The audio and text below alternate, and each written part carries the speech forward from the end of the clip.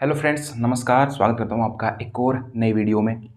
अभी लास्ट कुछ दिनों में 4th ग्रेड का पेपर हुआ, पुलिस का पेपर हुआ। जिन बच्चों ने या जिन स्टूडेंट्स ने ये सोच रखा था कि हम पहले पुलिस की तैयारी कर लेते हैं, पुलिस के बाद में हम फिर 4th ग्रेड की तैयारी कर लेते हैं, उनका पेपर दे लेते हैं, उसके बाद में हम रीट की तैयारी करेंगे। देखो, ये जो डिसीजन आप लेते हो ना, ये आप अपने ऊपर लेते हो, ठीक है ना। अगर आप इन डिसीजंस लेने में सक्सेसफुल नहीं हुए तो उसका असर सीधा सीधा आपके ऊपर पड़ेगा, ठीक है ना। तो ये जो डिसीजन आपने लिए कि मैं इसकी तैयारी भी कर लूँ, फिर 2 महीने बाद में चतुर्थ श्रेणी की मैं उसका भी पेपर दे लूँ, फिर 2 महीने बाद में मैं रीट की पेपर भी दे लूँ और इन सब की तैयारी में कर लूँ। देखो, एक कहावत सुनी होगी कि 2 नाव में सवार होने वाला व्यक्ति हमेशा डूबता है, और आप 3-3 नाव 4-4 नाव में सवार हो रहे हो तो आपकी क्या हालत होगी ये सोचो। और दूसरी चीज़, जिन बच्चों ने ये सोचा था कि पहले मैं चतुर्थ श्रेणी की तैयारी कर लेता हूँ, उसके बाद में मैं 3-4 महीने में रीट की तैयारी कर लूँगा, उन बच्चों का पेपर बिल्कुल मतलब रद्दड़ पेपर गया है उनका, बहुत ख़राब पेपर हुआ है उनका, ठीक है ना। क्योंकि उनका डिसीजन ही उन्होंने नहीं ले पाया, वो डिसीजन ही अपना नहीं बना पाए कि मुझे पहले रीट की तैयारी करनी चाहिए।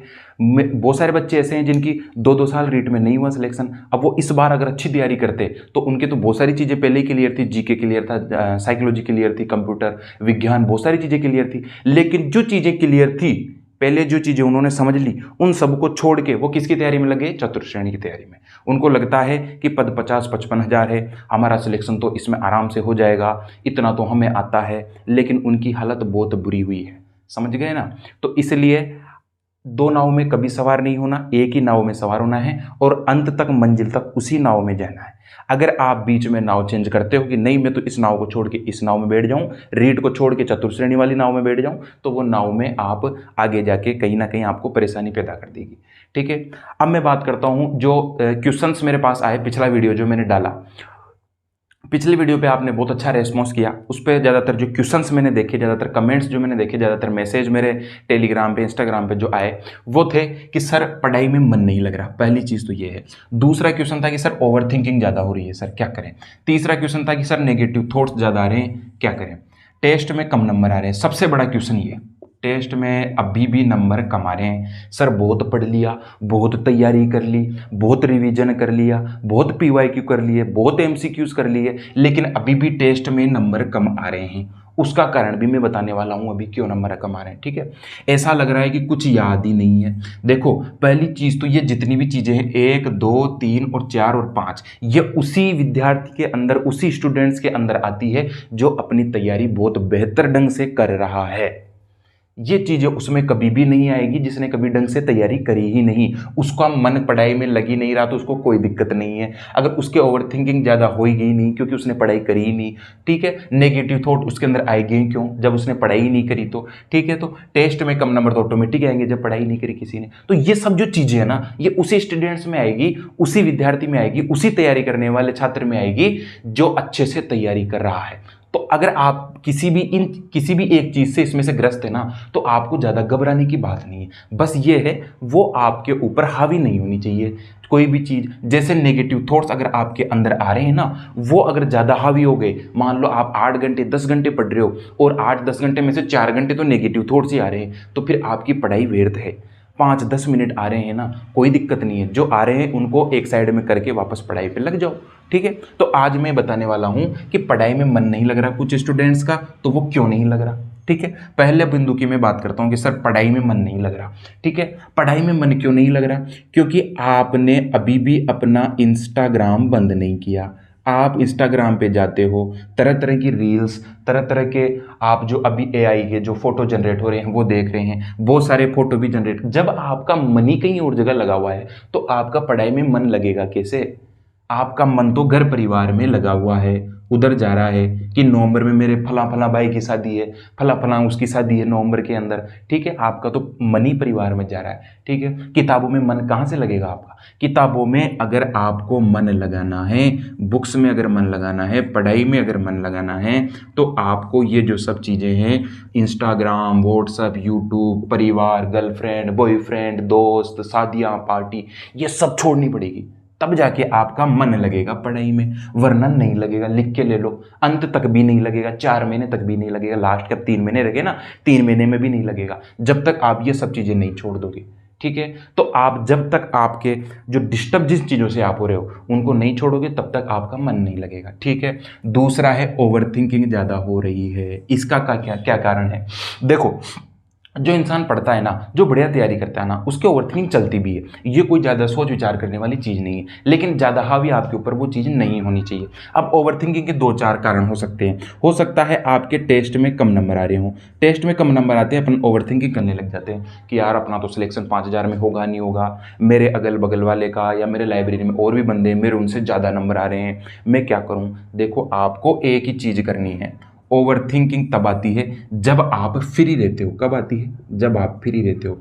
अगर आपका प्रॉपर टाइम टेबल नहीं बना हुआ है, ठीक है ना, प्रॉपर टाइम टेबल नहीं बना हुआ है, प्रॉपर शेड्यूल अगर नहीं बना हुआ है आपका, तो आपके ओवर थिंकिंग आएगी, क्योंकि आपके पास में टाइम बच रहा है। अगर आप proper schedule, proper time table पूरे दिन भर का बनाए रखे हुए हो तो आपका तो उसको पूरा करने में ही पूरा टाइम चला जाएगा, ओवर थिंकिंग कहाँ से आएगी?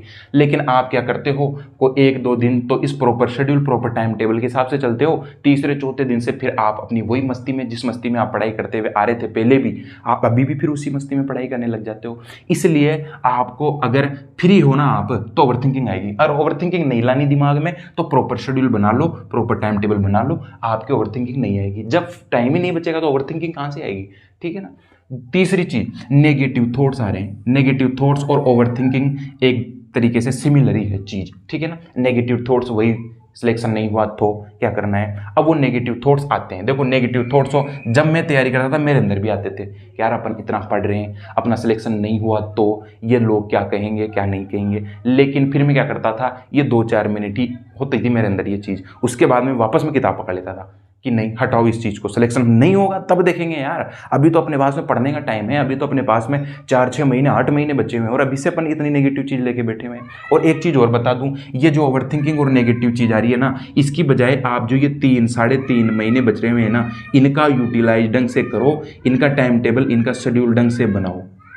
वरना ये है कि ये जो नेगेटिव थॉट्स, ये ओवर थिंकिंग है, अगर टाइम टेबल शेड्यूल ढंग से नहीं पढ़ोगे, अच्छे से कवर नहीं करोगे, रोज टेस्ट नहीं दोगे, उसका एनालिसिस नहीं करोगे, PYQ MCQs नहीं करोगे, तो ओवर थिंकिंग और नेगेटिव थॉट्स धीरे धीरे बढ़ते जाएंगे टाइम के साथ साथ। और अभी भी आपके पास में 3.5 महीने हैं, आपके अंदर अभी भी जो कमी लग रही है कि मुझे, मेरे अंदर टेस्ट में कम नंबर आ रहे हैं, वो इस वजह से आ रहे हैं, आपको कारण पता है उसका, तो अभी भी आप उसको सुधारो। नहीं सुधारोगे तो जैसे जैसे टाइम बीतता चला जाएगा, आखिरी का 1 महीना 2 महीना बचेगा ना, फिर आपके अंदर एक घबराहट होने लग जाएगी, घबराहट, और उस घबराहट से आपकी पढ़ाई नहीं होगी, ठीक है। चौथा है टेस्ट में कम नंबर आ रहे हैं। लगभग 80% बच्चों की यही शिकायत है कि सर टेस्ट में नंबर कम आ रहे हैं। देखो, ऐसा नहीं है कि आपके ही आ रहे हैं, सबके आ रहे हैं कम नंबर, ठीक है ना। सबको अपने अपने नंबर कम ही लगते हैं। अगर आपको मतलब 300 में से आपके 200 नंबर भी आ रहे हैं ना, अगर फिर भी आपको कम लग रहे हैं ना, इसका मतलब आप सही राह पर जा रहे हो।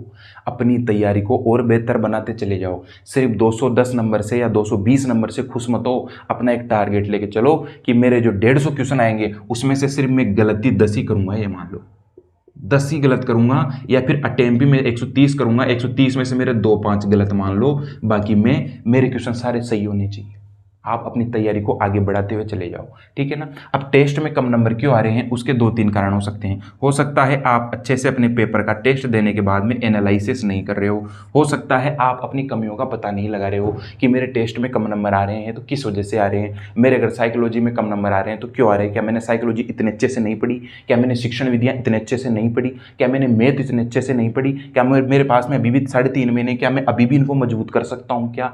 ये सारी चीज़ें अपना दिमाग लगाओ, सोचो, और आप अभी भी सारी चीज़ों को मजबूत कर सकते हो, टेस्ट में अच्छे नंबर ला सकते हो। और एक चीज़ और, किसी कोचिंग की, किसी जो भी आप मार्केट से बुकलेट लाते हो टेस्ट सीरीज की, उससे अपने आप को कभी भी जज नहीं करना। बस ये है, उसको करो, उसका एनालिसिस करो, गलत क्वेश्चनों पे काम करो, जिन क्वेश्चनों को आपने छोड़ा है माइनस मार्किंग की वजह से, उन पे भी काम करो, ठीक है ना। ज़्यादा सोच विचार करने की जरूरत नहीं है, क्योंकि प्रत्येक कोचिंग वाले, प्रत्येक बुकलेट वाले अपने आप को अच्छा बताने के लिए ऐसी टेस्ट सीरीज बनाते हैं कि आपको क्वेश्चन नहीं आए, और नहीं आए तो आप ये सोचते हो कि यार कितनी बढ़िया टेस्ट सीरीज है, मेरे और टेस्ट सीरीजों में तो 300 में से 220 नंबर आ रहे थे, 230 नंबर आ रहे थे, इस टेस्ट सीरीज में देखो, मतलब ये टेस्ट सीरीज बढ़िया है। ऐसा कुछ भी नहीं है, ठीक है ना। तो टेस्ट में कम नंबर आ रहे हैं, उसका एक ही कारण है कि आप एनालिसिस अच्छे से नहीं कर रहे, रिवीजन आप अच्छे से नहीं कर रहे, आप अभी भी वही जो अपना रट्टाफिकेशन वाली पद्धति है वही अपनाए बैठे हैं, आप एमसीक्यूज नहीं कर रहे, आप पीवाईक्यू नहीं कर रहे। और मैं अभी भी कह रहा हूँ, अगर आप डेली जिसका रिवीजन, जिसका सब कुछ कंप्लीट हो गया, जिसने रिवीजन भी अब तक बहुत एक दो बार कर लिया, अगर आप अभी भी रोज के 400-500 क्वेश्चन नहीं कर रहे हैं ना, आप रेस में पीछे रह जाओगे। पहले बता रहा हूँ, पद 5000 ही है, सिलेक्शन 5000 का ही होगा, और 5000 में बंदे आपको सिलेक्शन होने के बाद में ऐसे दिखा दूंगा 5000 के 5000। आप जब उनका इंटरव्यू कहीं आएगा तो देखना, वो खुद बताएंगे कि हमने कितने क्वेश्चन किए थे। अगर आप क्वेश्चंस नहीं कर रहे हो तो आप रेस में कहीं ना कहीं बहुत पीछे हो, इसलिए क्वेश्चंस करने लग जाओ, ठीक है। ऐसा लग रहा है कि कुछ याद ही नहीं है, ऐसा सबको लगता है, मुझे भी लगता है, आपके आस पड़ोस में जो लाइब्रेरी में बैठा है उसको भी लगता है कि मुझे तो कुछ याद ही नहीं है। जब आप पेपर देने जाओगे, वहां बैठोगे, तब भी आपको लगेगा कि मुझे तो कुछ याद ही नहीं है, लेकिन जब आप पर्सन देखोगे तो चीज़ें ऑटोमेटिक आपको याद आने लगेगी। तो ये जितनी भी चीज़ें हैं ना, ये आपके दिमाग में से निकाल दो। नहीं निकालोगे तो आपकी तैयारी पर असर पड़ेगा, आपकी तैयारी पर असर पड़ेगा तो वही नेगेटिव थॉट्स आएंगे, ओवर थिंकिंग ज़्यादा होगी, ओवर थिंकिंग ज़्यादा होगी तो वही आपका मन नहीं लगने वाला फिर पढ़ाई में। आपके 3-3.5 महीने ऐसे ही निकल जाएंगे। और अभी भी कह रहा हूँ, फिक्स्ड अपना फिक्स कर लो कि मुझे 8 से 10 घंटे पढ़ने हैं, और 8 से 10 घंटे पढ़ने ही हैं। इस 8 से 10 घंटे में ये नहीं होना चाहिए कि इसमें से मैं चाय भी पियाऊँ थड़ी पे जाके, इसमें से मैं टॉयलेट पानी भी कराऊँ, इसमें से मैं किसी का फ़ोन आ रहा है तो बात भी कर लूँ, और फिर घर आके अपने आप को झूठ बोल रहे हो कि आज मैंने 10-12 घंटे पढ़ाई कर ली। नहीं, अगर आपने 8-10 घंटे का सोचा है तो 8-10 घंटे ही पढ़ाई होनी चाहिए पूरा। उसमें लिखने का काम भी नहीं होना चाहिए कि मैं 2 घंटे किसी चीज़ के नोट्स बना रहा था, नहीं। 8 से 10 घंटे तो आपको सिर्फ याद करनी है चीज़ें, आपको पीवाईक्यू एमसीक्यू टेस्ट सीरीज करने हैं इन 8 घंटों में। वो 8 से 10 घंटे आपके पढ़ाई के माने जाएंगे, ठीक है ना। तो आज का वीडियो यही था। पढ़ाई में मन नहीं लग रहा, क्यों नहीं लग रहा वो सब मैंने बता दिया। ओवर थिंकिंग क्यों हो रही है, क्योंकि आप फ्री हो, ठीक है ना। नेगेटिव थॉट्स क्यों आ रहे हैं, ज़्यादा क्यों आ रहे हैं, क्योंकि आपने अभी भी बहुत सारी चीज़ें जो कंप्लीट अपनी नहीं करी है। आप सिर्फ पढ़ते जा रहे हैं, पढ़ते जा रहे हैं, ध्यान नहीं दे रहे हैं, एमसीक्यूज नहीं कर रहे हैं। टेस्ट में कम नंबर क्यों आ रहे हैं, वही एनालिसिस नहीं कर रहे हो अभी भी। आप टेस्ट दे के रख दे रहे हो, या फिर टेस्ट को टेस्ट के हिसाब से नहीं दे रहे हो। 3 घंटे का टाइमर लगा के करो टेस्ट का, ठीक है ना। ऐसा लग रहा है कुछ याद ही नहीं है, याद ही नहीं है, इस पर ज़्यादा विचार करने की जरूरत नहीं है। आप सिर्फ टेस्ट करे जाओ, टेस्ट करे जाओ। आपके अगर 150 में से 75-80 क्वेश्चन सही हो रहे हैं, इसका मतलब याद है ना आपको। 75-80 क्वेश्चन जितना तो याद है। अब थोड़ा बहुत जो नहीं है उसकी तैयारी आप 3.5 महीने में करो और उसको और भी बेहतर बनाओ, ठीक है। तो ये सब चीज़ें मैं आपको बता रहा था, ठीक है। फिर भी अगर आपका कोई डाउट रहता है इसमें, वो डाउट नहीं आया है तो आप मुझे कमेंट सेक्शन में कमेंट कर देना, मैं उसका जवाब जरूर दूंगा, ठीक है ना। धन्यवाद।